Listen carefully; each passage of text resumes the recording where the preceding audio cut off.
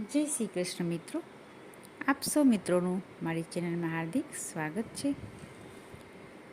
પુરુષોત્તમ માસ ચાલી રહ્યો છે.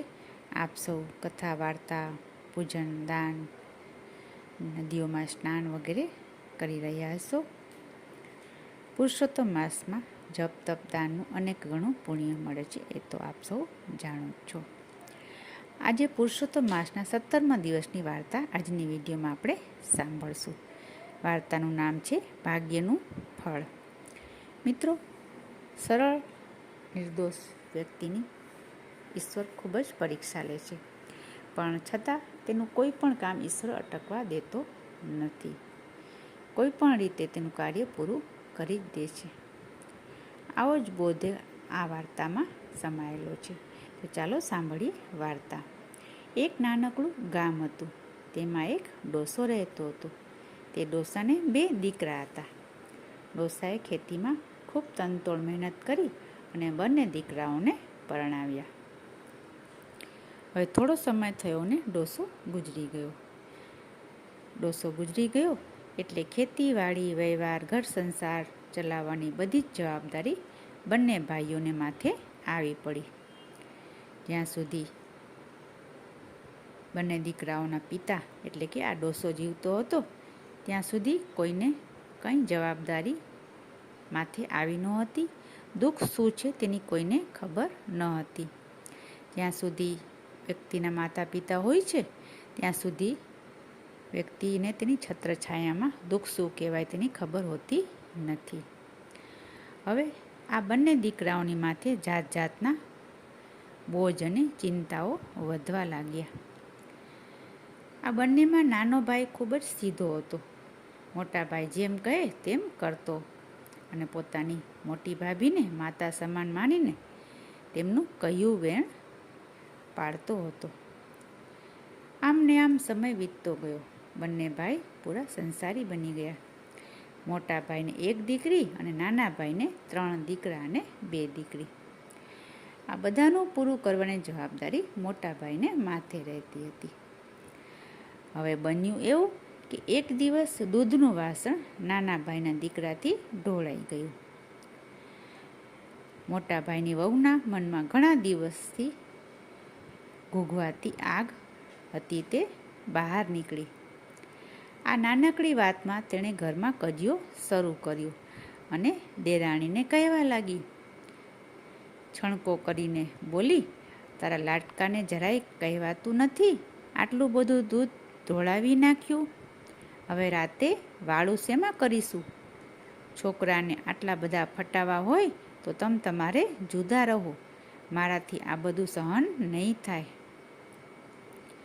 જેઠાણીના આવા કડવા અને અપમાનજનક બોલ સાંભળી બચારી દેરાણી તો મૂંગે મોઢે એક પણ શબ્દ બોલી નહીં.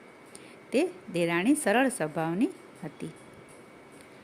હવે રાત્રે મોટા ભાઈ ઘરે આવ્યા ત્યારે તેના કાન ભંભેરવા માંડ્યા. તેની પત્નીએ કહ્યું, તમારું તો હૈયું જ ઠેકાણે નથી. નાની વહુ મને જેમ ફાવે તેમ બોલી ગઈ. હવે તમે ગમે તેમ કરો, હવે આપણે ભેગા રહી શકશું નહીં. સહન શી રીતે થાય? તમે કાંઈ ન્યાય અન્યાય જોશો કે નહીં? આપણે 3 જણ છીએ ખાનારા અને એ લોકો 7 જણ. તમે બધાનો ઢસેડો ક્યાં સુધી કરશો? એ તો સૌનું લાગ્યું સૌ ભોગવશે. આમ કહીને મોટા ભાઈની પત્ની પતિને ચડાવવા લાગી. તેમ છતાં મોટા ભાઈએ પોતાની પત્નીને ખૂબ સમજાવી, પણ તે એકની 2 ન થઈ અને આમ ને આમ ઘરમાં કંકાસ વધતો ગયો. ઘરના કંકાસથી કંટાળી છેવટે બાપની મિલકત વહેંચવા માંડી. મોટા ભાઈના ભાગમાં ઘર આવ્યું અને નાના ભાઈના ભાગમાં એક ખેતર આવ્યું. હવે ઘરેણા ગાંઠાના ભાગલાની વાત આવી ત્યારે મોટી વહુએ કહ્યું કે અમારા કરતાં તમારા તો ખાનારા બમણા છે, એટલે તમારી ખોરાકી અને લુગડા લત્તામાં દર વર્ષે બમણું ખર્ચ થયું છે. તમે દાગીનામાં શાનો ભાગ માંગો છો? જરાક તમે હિસાબ તો કરો. ભાભીની વાત સાંભળી મૂંગો રહેલો નાનો ભાઈ બોલ્યો, ભાભી, હું ક્યાં શેમાંય ભાગ માંગુ છું. તમે રાજી થઈને જે આપશો તે હું સવાયું માનીને લઈ લઈશ. મોટા ભાઈની વહુની એક પૈસો પણ આપવાની ઈચ્છા હતી નહીં. તેમ છતાં મોટા ભાઈ થોડા દયાળુ હતા. તેણે પોતાની વહુથી છાનું થોડું ઘણું હતું તે નાના ભાઈને આપ્યું અને આમ આવી રીતે બંને ભાઈ જુદા થયા. થોડો સમય થયો ત્યાં એવામાં પુરુષોત્તમ માસ આવ્યો. નાનો ભાઈ અને તેની વહુ બંને જણા ધાર્મિક હતા. તેઓ પાસે પૈસા ભલે ન હતા પણ દયાળુ સ્વભાવના હતા. તેમના જીવનનો બધો જ આધાર ખેતર ઉપર હતો. પતિ પત્ની ખેતીમાં મજૂરી કરે અને ભગવાનનું નામ લીધે રાખે.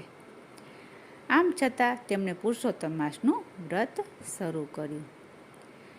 હવે બન્યું એવું કે એક દિવસ નાનો ભાઈ ખેતરની રખેવાળી કરવા માટે રાત્રે ખેતરમાં સૂતો હતો.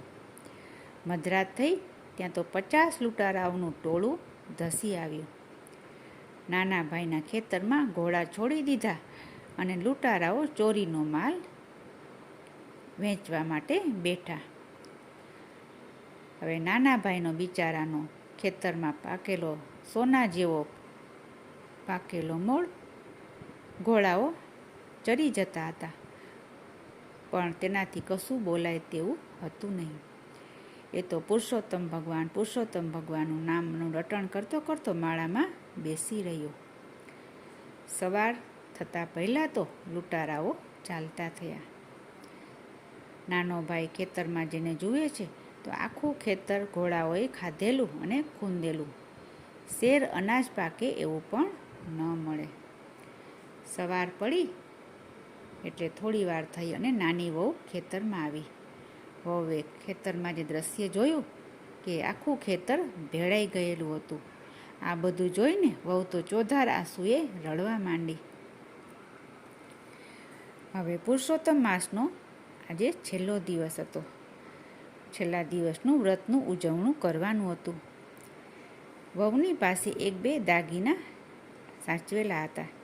વહુએ તે ઉતારીને કહ્યું કે આ દાગીના તમે વેચી આવો. મારે વ્રતનું ઉજવણું તો કરવું જ પડશે. ભગવાનને આપવું હશે તો આપશે અને લઈ લેવું હશે તો લઈ લેશે. જેવા આપણા કર્મ તેવા ફળ. આમ નાની વહુએ શ્રદ્ધાપૂર્વક વ્રતનું ઉજવણું કરવા માટે ઘરેણા પતિને વેચવા માટે આપી દીધા. હવે નાનો ભાઈ વહુના દાગીના લઈને બીજે ગામ વેચવા જતો હતો. બહાર ગામ જતા પહેલાં તેને થયું, લાવને ખેતરમાં થતો જાઉં. તે ખેતરમાં ગયો એવામાં એની દ્રષ્ટિ એક પોટલા ઉપર પડી. તેણે ધીમે રહીને પોટલું ઉઘાડ્યું. જેવું પોટલું ઉઘાડ્યું તો તેમાંથી સોના રૂપાના ઘરેણાં, હીરા માણેક અને સોનાના નાણું જોયું. તે તો આ જોઈને ખૂબ જ આશ્ચર્યચકિત થઈ ગયો. તે આ પોટલું લઈને પાછો વળ્યો. ઘરે જઈ તેની પત્નીને બધી આ વાત કરી અને પોટલું ખોલ્યું. પતિ પત્ની તો ભગવાનને ખરા ભાવથી નમી પડ્યા અને પુરુષોત્તમ ભગવાનનો વંદન કર્યા. ત્યાર પછી તેણે આ ધન હતું તે વેચીને તેમણે ધામધૂમથી બ્રાહ્મણોને ભોજન કરાવ્યું અને દક્ષિણા આપી. આમ તેઓએ વ્રતનું ઉજવણું કર્યું. જય પુરુષોત્તમ રાય. આવી રીતે શ્રદ્ધાપૂર્વક વ્રત કરવાથી પતિ પત્નીને પુરુષોત્તમ ભગવાનની કૃપાનું ફળ મળ્યું. મિત્રો, મારી ચેનલમાં આપને દરરોજ કથા વાર્તા મહાત્મ્ય સાંભળવા મળતા રહેશે. જો આપે હજી સુધી ચેનલને સબસ્ક્રાઈબ ન કરી હોય તો કૃપયા કરી લેશો. વિડીયોને લાઈક કરશો, શેર કરશો. ફરી મળીશું બીજી વિડીયોમાં. ત્યાં સુધી જય શ્રી કૃષ્ણ, જય પુરુષોત્તમ ભગવાન.